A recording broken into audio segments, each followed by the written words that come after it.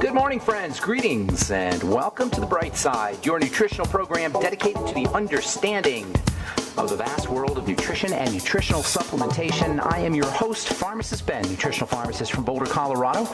I use nutritional supplements where other healthcare practitioners use toxic pharmaceutical drugs and sometimes deadly medical procedures. If you suspect that there are natural nutritional roads to your vitality and health and well-being and to addressing your health challenges, whatever they may be, but you don't know where to begin, you have come to the right place. As you listen to The Bright Side every day, you are more and more in control of your body. You are more and more knowledgeable, and you know you can overcome any health challenge. That is why we are here every day on The Bright Side, helping clear up the sometimes confusing world of nutrition and nutritional supplementation. Over the last 30 years of practicing pharmacy, I have seen drug-free recoveries from diabetes and hypertension and obesity and skin diseases like psoriasis, eczema, rosacea, acne, digestive ailments, autoimmune issues of all kinds, recoveries that by the standards of modern medicine can only be called a miracle. But what is in the world of the body, what is in the world of biology, standard operating procedure. Because the human biological system is a healing system. It's a regenerating system. It is designed divinely to heal and renew itself on a moment-to-moment basis. And while some folks may call that a miracle, it really is just the way the body works.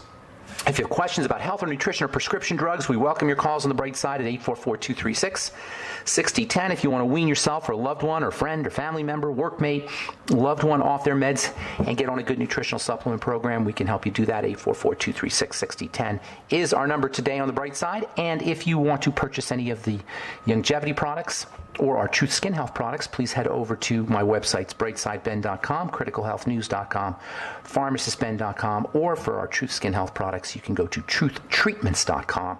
Truthtreatments.com. Make sure you take a look at our retinol 5% gel if you're dealing with aging skin or you don't want to be dealing with aging skin. Prevention is absolutely the way to go, and you want to start using topical skincare to accelerate or enhance or amplify the production of wrinkle-busting connective tissue at probably in your 30s. Believe it or not, the skin starts to break down and manifests the signs of aging for many folks in their late 20s, even in their early 20s. So somewhere around your 25 to 30s when you really want to start focusing on anti-aging your skin if you want to prevent, and it's always best to prevent the formation of wrinkles, fine lines, crow's feet, thinning skin. And of course, if you're interested in an anti-aging topical skincare program, nothing beats retinol, especially in high concentrations. And not even vitamin C beats retinol, but vitamin C works hand in hand with retinol, and you'll get both in our Truth Retinol 5% gel. You can find out all about it at truthtreatments.com, truthtreatments.com. Okay, so welcome back to The Bright Side. We're talking about the relationship between movement and the connective tissue. The connective tissue makes up a third to a quarter of the body. The connective tissue conducts electrical energy. The connective tissue feeds and nourishes and detoxifies the rest of the body. That's one of the underappreciated roles of the connective tissue. The connective tissue is a detox system in addition to obviously connecting everything together. The connective tissue is composed of fibers that are dispersed in this complex of biological grout, if you will. The grout, the biological grout that holds the fibers in place, is made up of sugars. Complex sugars, substances like glucosamine and hyaluronic acid will support the production of these fibers. That's why everybody wants to be using hyaluronic acid or glucosamine either in a supplemental form or in terms of foods. Specifically, bone broth protein and bone broth are good sources of glucosamine. Mushrooms will get you some glucosamine as well, and of course organ meats too. Protein is also important. Organ meats, bone broth, specifically proteins that help you build collagen. One in particular, one amino acid in particular is called glycine, and glycine does double duty as an immune booster as well as a connective tissue building substance, and you'll get glycine in bone broth protein. Glycine deficiency is actually somewhat common, unfortunately.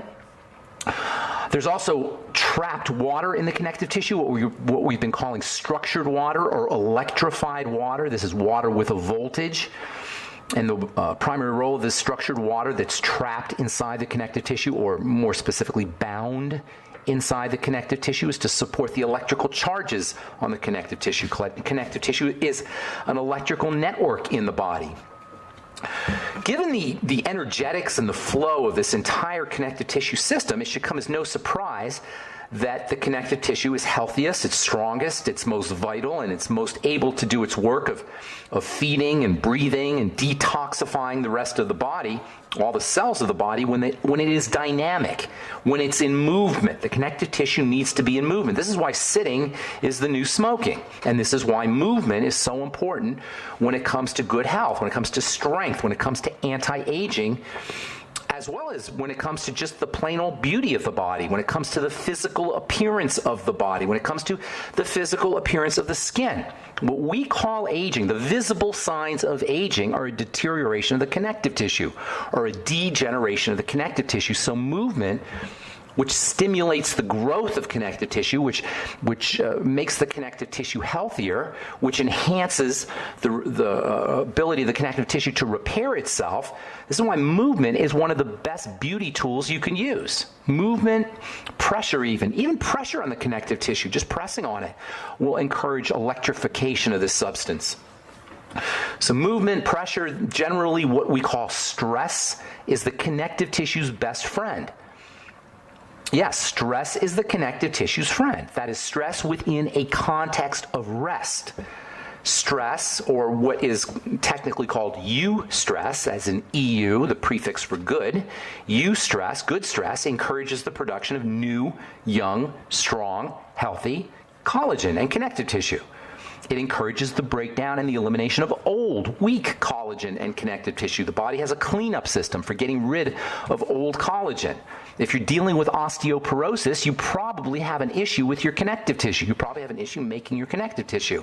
One of the big problems with the drugs they give you for osteoporosis, substances like Fosamax or Boniva, technically these substances are called bisphosphonates. One of the problems with these bisphosphonates is the way they work is they suppress the degradation of old connective tissue, that is old bone.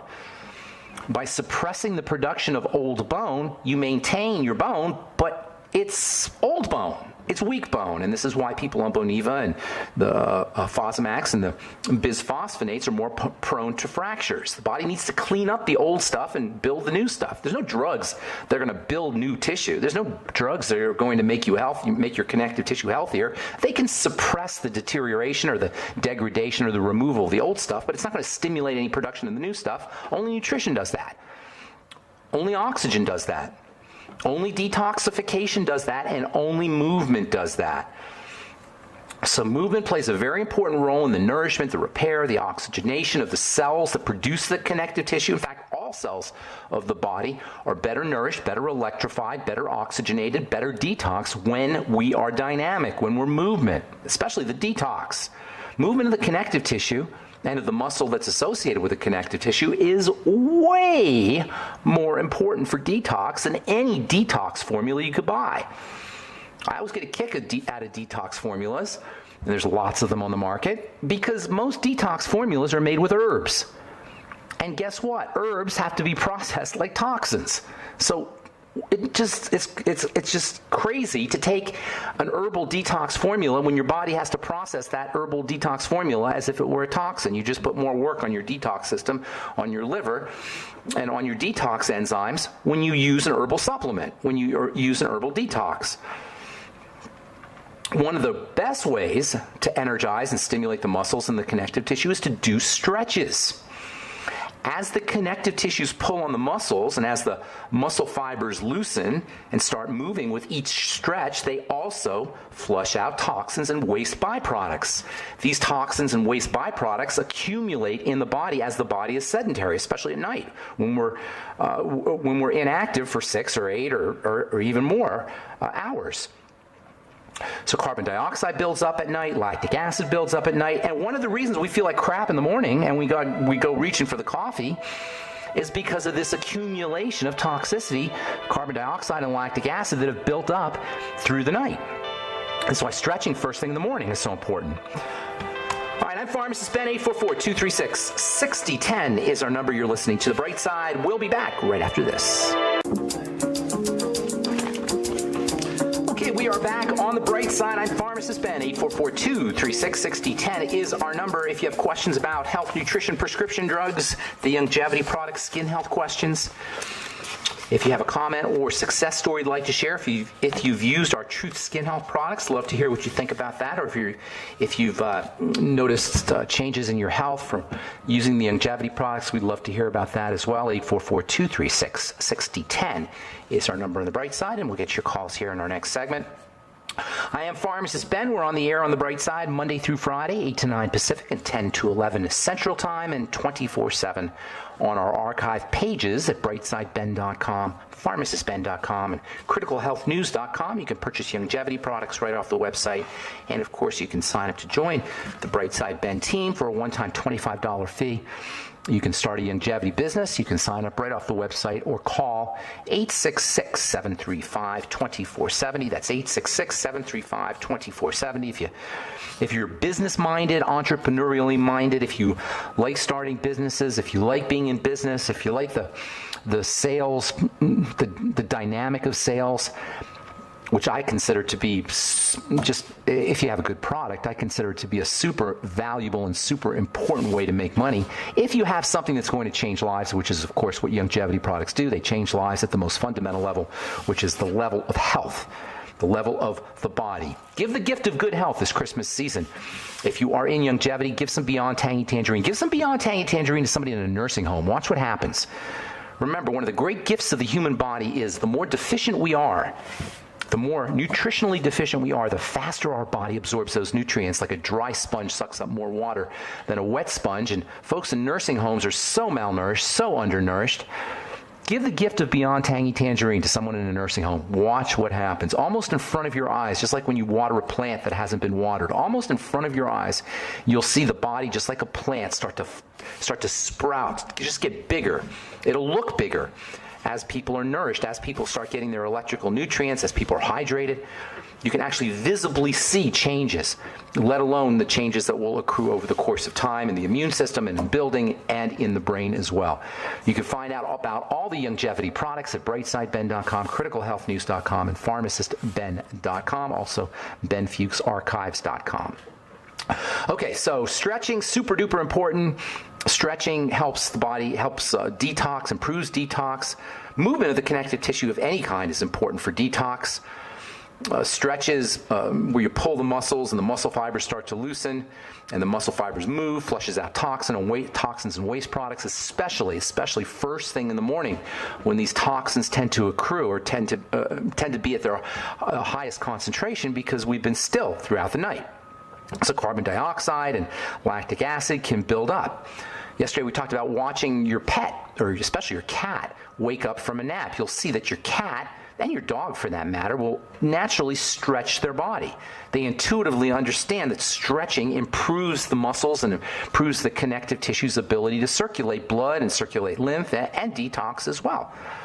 And by the way, lactic acid and carbon dioxide can cause neuropathies and cause what's called joint pain, cramping, soreness.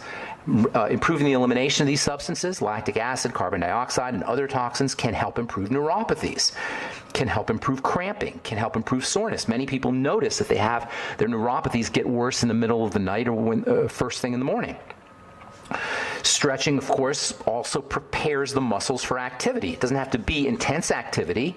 Most people know that a good stretch before a workout is helpful, but you can just do a stretch first thing in the morning to protect you from support your activity throughout the day. It doesn't have to be a big workout. You got two kinds of stretches. You got static stretching and dynamic stretching. The kind of stretching most people know about is static stretching. That's where you hold positions for 30 seconds or 20 seconds. You just kind of lift your arms up over your head and kind of pull each arm to the left or to the right, and you hold it. Static means not moving. Dynamic stretching involves the movement of the muscles, doing things like leg lifts, butt kicks, hacky sack kicks where you raise your knees up to your chest. Those are dynamic stretches. Dynamic stretches are more appropriate if you're going to be doing weightlifting, if you're going to be doing intense workouts or powerful workouts. Static stretching is more for your day-to-day kind of workout or for aerobic kinds of workouts. Static stretching are the classic kind of stretching, and these are typically done when you're standing still and you're kind of focusing on one muscle group at a time. You hold a position for 30 seconds or 60 seconds. The idea is to warm up and loosen the joints so that they could be used during movement types of activity, like aerobic exercising, or even if you're just taking a walk. Certainly if you're going for a jog or going for a run, you're going to want to do static stretching. Dynamic stretching prepares the body for more heavy kinds of workouts. Dynamic stretching utilizes momentum. So the kind of stretching where you're just crossing your leg or moving your legs across your body or moving your arms across your body. These are called dynamic stretches. Static stretches are yoga stretches. There's a reason people do yoga in the morning, folks. People have done yoga in the morning for thousands of years. The poses, the stretches, the positions, these are called asanas in yoga, A-S-A-N-A. These various poses supercharge your connective tissue. They improve the flow of oxygen through the connective tissue. They improve the flow of nutrition, vitamins, and minerals through the connective tissue. They improve the flow of electrons, i.e. electricity, through the connective tissue. So doing asana poses, yoga poses, is far from a religious experience or spiritual experience. Actually, it may be a religious. I've never done them, so I don't know. It may be religious or spiritual experience, but really what it does is it prepares the body physically. In my opinion, anyone dealing with a chronic, long-term degenerative disease would benefit from a yoga practice, and that, by the way, includes cancer, which is the ultimate end result of cells that are not getting nutriated, oxygenated, or detoxified. The stretches, the asanas, the static stretching that's associated with yoga helps improve all of these functions. And even better, it prevents cancer because it improves all of these functions. Even chronic fatigue or morning fatigue can be alleviated by these supercharging effects of stretching and flexibility and movement. If you're tired first thing in the morning, try running in place for 60 seconds. Just running in place for 60 seconds can supercharge your connective tissue. If you're tired in the middle of the day, try running in place for 60 seconds, just at your desk.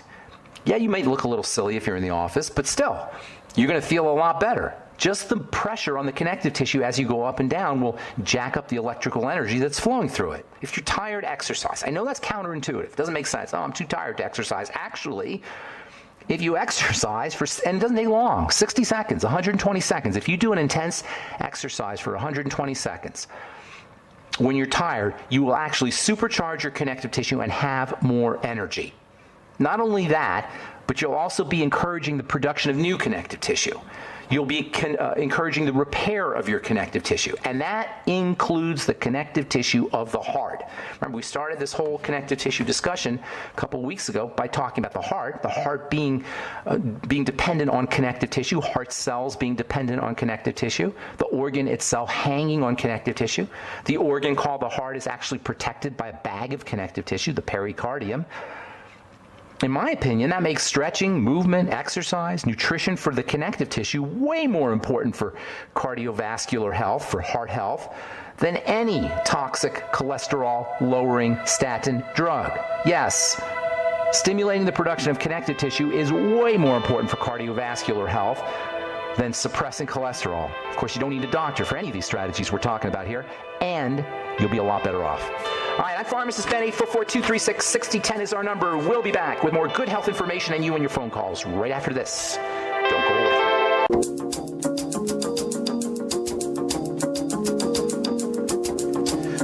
All right, we are back on the bright side. Pharmacist Ben here. 844-236-6010 is our number. 844-236-6010. We do got lines open for you. If you have questions about the longevity products, formulations, ingredients, a health challenge you or a loved one may be dealing with, if you are in the longevity business and you have a problem patient, we can help you. We can help you understand a nutritional supplement program for problem patients. If you want to wean yourself off your meds, of course, 844-236-6010 is our number. We can help you do that as well. Okay, we'll get your calls here in just a sec. Tomorrow we'll continue talking about connective tissue and the heart, how you can support cardiovascular health by using connective tissue building strategies. I want to talk some more about coenzyme Q10. I'm not done talking about that one. That's a super important nutritional supplement that nobody gets enough of. As a supplement, it's not an essential supplement, of course, but in my opinion, as we get older, everybody needs a coenzyme Q10 supplement. We'll talk about that tomorrow. From the University of Texas Southwestern Medical Center, check this out. Study shows fasting kills cancer cells of common childhood leukemia. Study used mouse models that indicated the effects of fasting on blood cancers. And this was published in the journal Nature Medicine. They identified a mechanism that was responsible for fasting, what they call fasting treatment. It means using fasting to treat cancer. I love this idea because most of us, many of us anyway, are under the impression that when you have cancer, you got to eat a lot of food.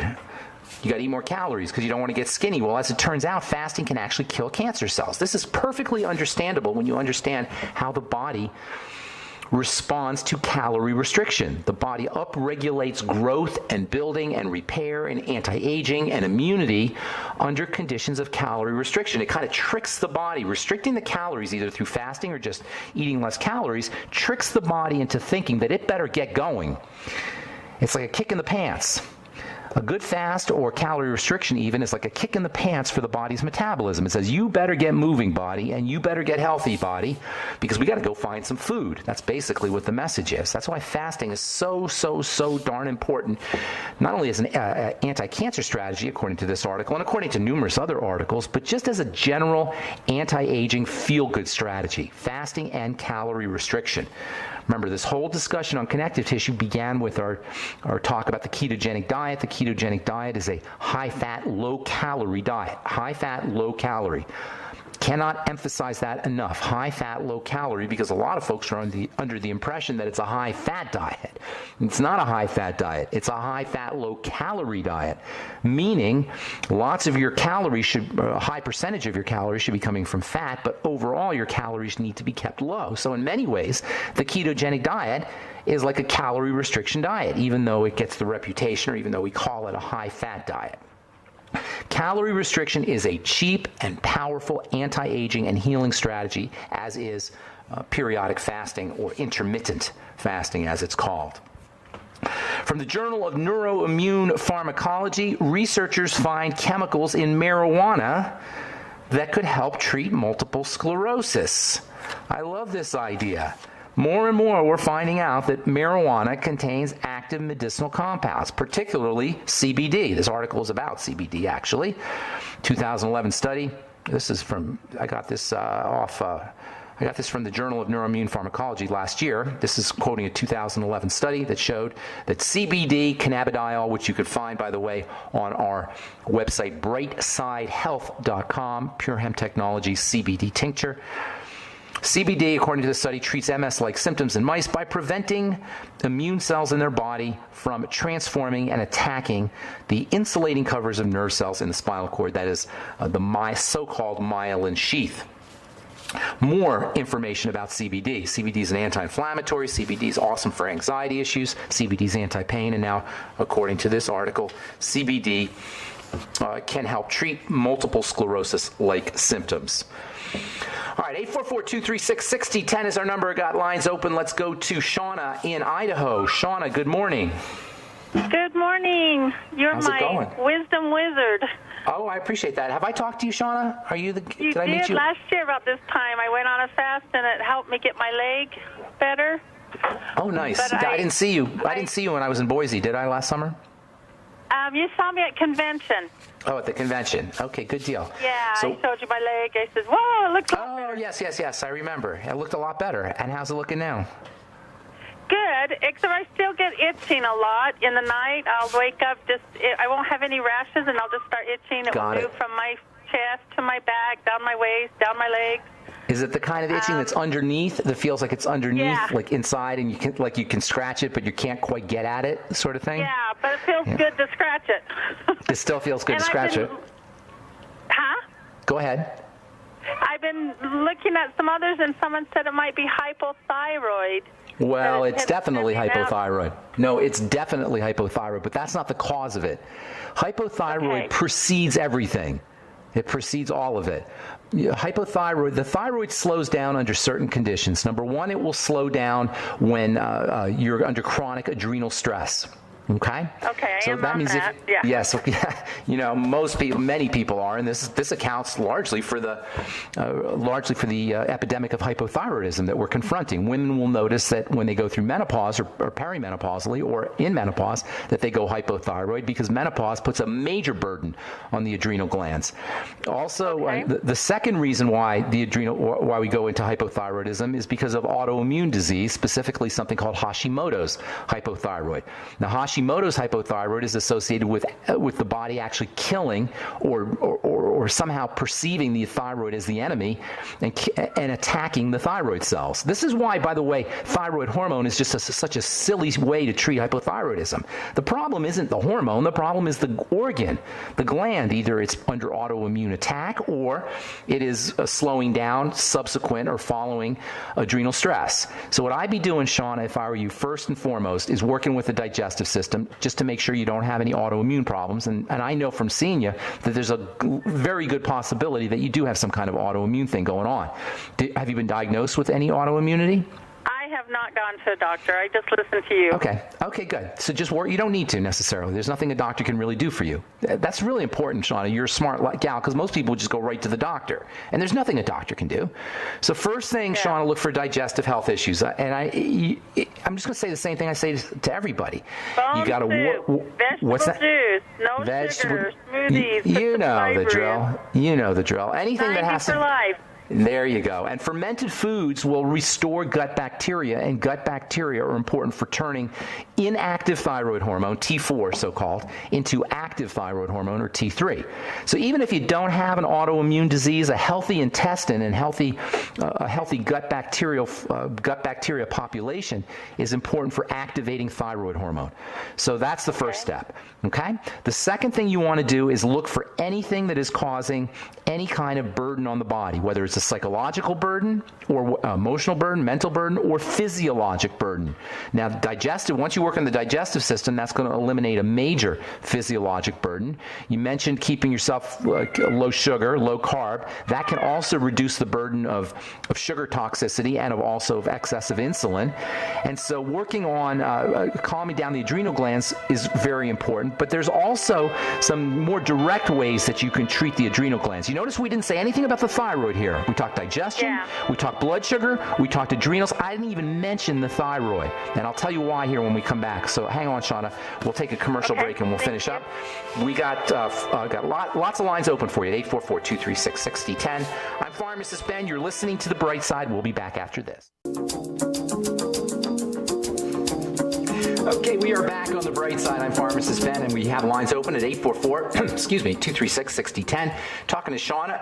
Excuse me there, Shauna. Are you there? Yeah. Okay, so Shauna, you notice we didn't say anything about the thyroid, right? We talked about the digestive system, protecting the immune system, that is patching up the gut. I didn't talk about patching up the gut. Use glucosamine to patch up. Fermented foods for improving the population of gut bacteria. Gut bacteria activate thyroid hormone, patching up the gut with cartilage-containing products, glucosamine, your Fucoid Z, which will also get you a little iodine, by the way. And then focus on the adrenal glands. Relax your body. Now, the digestive strategies and the blood sugar strategies will have a beneficial effect on your adrenals. Psychological relaxation, visualization, mental relaxation, those will also help. Using nutrients for the adrenal glands. Zinc is extremely important for the adrenal glands. Vitamin B5 can be helpful for the adrenal glands. Magnesium, copper, iodine are all important for the adrenal glands, as is the B complex, particularly B12. It'll be basically useless for you to focus on thyroid health if you're hypothyroid. Okay? Because the adrenals and the digestive system, and also to a certain extent the blood sugar system, precede issues with your adrenal glands. This is why just using Synthroid or Levothyroid or some kind of prescription thyroid hormone doesn't help people who are hypothyroid, except perhaps for giving them a quick buzz, like a caffeine-like buzz, but it doesn't help the thyroid. Focus on the digestive system, the blood sugar system, and the adrenal glands. Don't forget your slow, deep breathing techniques, Shauna. So and mine could probably be more psychologically, where I'm in three different schools. and my Could be. kids, 12 Easily. kids, and then doing daycare, and then wanting to do longevity. So Easily, how do I Shauna. back off? Well, I want that's to live to do all those things. You know, one day we'll do a show on just the psychological aspects of health, because really, the way I look at it, it's just as important, if not more important, than the physiologic strategies we talk about all the time. Shauna, I got a bunch of calls now. Everybody's calling me, so I'm going to move on. Thank you. Good to talk to you. God bless you. Happy holidays. Okay, love you. Okay, take care. Bye-bye. Okay, Chris in Florida, good morning. What's going on? Hey, Ben. Yes. Thanks for all you do. Yes, what's going on? Thank you. I can't. An honor to talk to you. I've called maybe a couple times or a couple times ago. I've listened for a couple of years, but my 11-year-old son, who I guess was diagnosed just recently, but we think it may be something from birth called medullary sponge kidney. Now I know you. Okay. Yeah, medullary Sponge kidney. Okay. Yeah. His primary doctor, the pediatrician, who I hate doctors. I hate everybody in the medical field except for you and maybe Wallach and McCullough. But it's not the people themselves, unless they're arrogant about it, which sometimes they are. It's not the people; it's the model. But go ahead. I want to help you out here. It's their training. I wish I could wring the neck of their training. But anyways, yes. According to his pediatrician, he said what we noticed, like a day after he was born, there was a little bit of dried blood that was in where he would pee in his diaper, and that our pediatrician actually remembered that, and he formulated that it could be medullary sponge kidney. We took him to a specialist. I hate the word specialist, but we took him there, and who was a really great older doctor, kind of a hippie, so you knew he wasn't sacked by the pharmaceuticals yet. Okay. So nonetheless, he said that he would say that he had medullary sponge kidney. It's okay, but that we should cut down on vitamin C. I'm losing you there. I'm losing you, Chris. Did you say cut down on vitamin C? Yeah, our research has dictated that vitamin C may not be sort of attributing to medullary sponge kidney. No, it's not going. That's not true. That's not true. Medullary sponge kidney is typically congenital. How old's the boy, by the way? 11. Okay, so does he have any history of stones or anything like that? Cloudy urine, painful urine? On an ultrasound, a couple of times when he was younger, he peed red. So we thought that was a big problem, but he had gotten hit in the back, so maybe thought it was that. But long story short, he has 8 stones from a little ultrasound that we found. But we're not sugar soda people. Basically, he's got a weak kidney. Forget the term medullary sponge. That just means that there's little pockets and cysts that are forming there, and it looks like a sponge. You don't need to worry about that. He's got a weak kidney. Vitamin C is excreted through the kidneys, so that's what they're thinking, I imagine, is that the vitamin C will put a stress on the kidneys as the body tries to eliminate it. That's not a reason to avoid vitamin C. It's an essential nutrient. You maybe want to avoid big doses of it right away. That might be the case, but you absolutely don't want to avoid it. That's pretty silly for anybody to say. In fact, vitamin C is almost like a panacea for these kinds of things. Now, the problem is that it was congenital, and that means that there's probably something that happened in the womb. So at this point, what you have to do is you have to be very kind and gentle to the body, particularly sugar. Sugar presents a major burden to the kidneys. For the doctor to say avoid vitamin C and not to mention sugar seems kind of silly to me. Does he have any issues with blood sugar, and is he gaining weight, or is he noticing any diabetes? Skinny as can be. My wife and I have always been thin-framed. We actually call him kind of a runt. But Okay. What you got to be doing is taking care of his body as just like you'd be doing with anybody else or any other child, except you got to do it with more vigilance, because he's already he's a little bit compromised at the level of the kidney, which is an incredibly important structure. Sugar restriction, limiting processed foods and sweets and such is important for everybody, but it's extra important for your boy.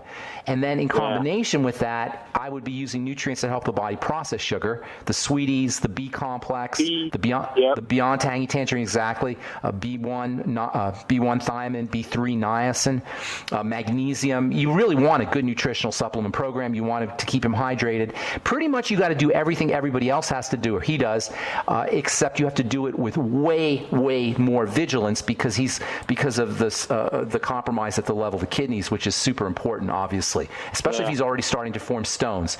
If he's already starting to form stones, then that's telling me he's not taking care of business, or somebody's not. So you really got to.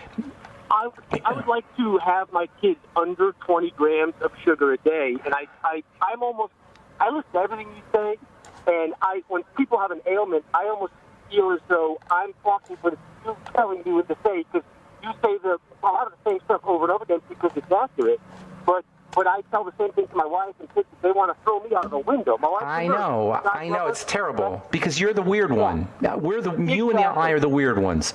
Well, that's just how it is, and I don't know how to get around that problem, but that is an issue. He needs to be paying more attention to supplements, not less, but he really needs to be paying super close attention to how his body processes sugar. That's the most important thing. Yeah, over the course of time, he's going to probably have some adrenal issues too, because this can present a major burden on the body. So relaxation techniques can also help him. Deep breathing, slow deep breathing can help. And then burning up sugar through vigorous exercise can also help him. You may want to get him into Tai Chi or soccer or something like that if he's not already doing that.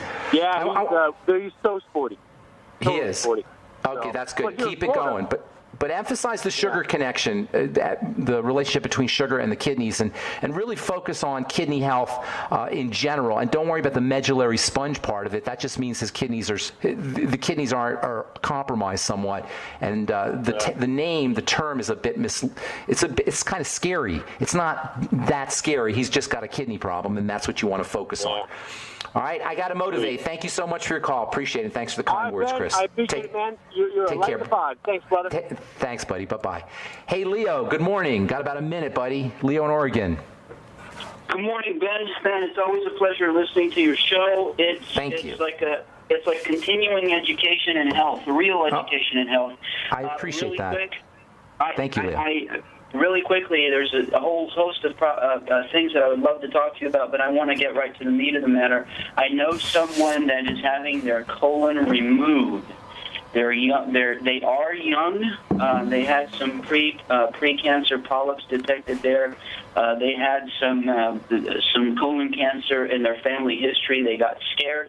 I didn't find out about it until recently. But and there's no way it's happening as we speak. So there's no way to change their mind, so to speak. But what suggestions would you have for someone who's had lots?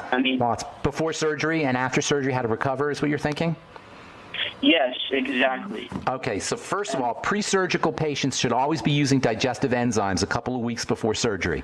If they're not already using digestive enzymes, and I mean on an empty stomach, not to digest food, but to keep the blood flowing. This is so important when you're on a pre-surgery. Now, doctors like to clot the blood because they're afraid of overbleeding. The problem is that will slow down healing, and that will exacerbate inflammation. So using things like digestive enzymes pre-surgery, even vitamin E pre-surgery, although your doctor will probably tell you not to do that, that can be helpful. Making sure you're loading up on protein, especially building protein, bone broth protein, cartilage-containing protein, and then also glucosamine. Anything to help you build connective tissue to stimulate the repair or minimize trauma and stimulate healing and repair. I'm out of time, Leo. I'm sorry, buddy. Thanks for your call, buddy. Maybe call back tomorrow because this is kind of an important subject, pre- and post-surgical nutritional strategies. I'm Pharmacist Ben. Thanks for listening to The Bright Side, friends. Please check out my Truth Skin Health products at truthtreatments.com and the longevity products at brightsideben.com, criticalhealthnews.com, or pharmacistben.com. We'll talk to you all later. Have a wonderful, beautiful, awesome, spectacular day. I'm Pharmacist Ben. Bye for now.